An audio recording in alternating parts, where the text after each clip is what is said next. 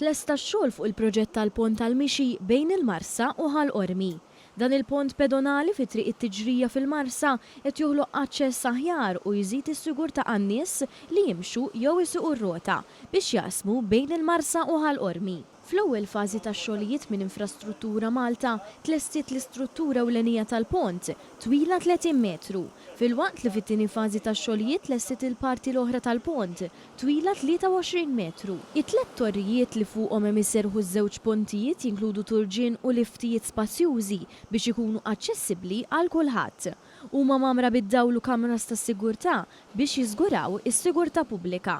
L-Aġenzija Infrastruttura Malta installat ukoll sistemi ġodda ta' tisqija u ħawlet numru ta' siġar, arbuxelli u pjanti.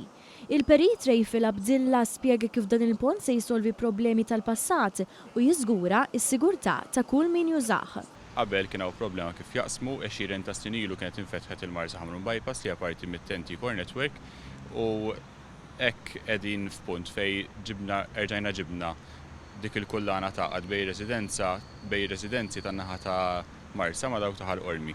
Saru wkoll tisbieħ ambjentali l-areas li kien hawn ġew żviluppati u riġenerati u għamilna diversi investiment f'siġar ġodda terf u hekk l-area ġiet holistikament imtejba. Il-Ministru għat-Trasport, l-Infrastruttura u l-Proġetti Kapitali Aron Farrugia spjega li dan il-pont fih għan prinċipali li jservi bħala trasport alternattiv għal Marsin u l-Qriema.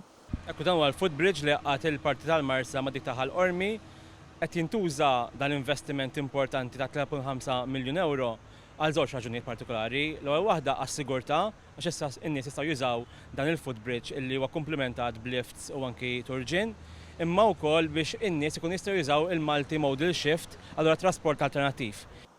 Ix-xogħol fuq dan il-proġett sar b'investiment ta' 3 miljuni u 500,000 euro.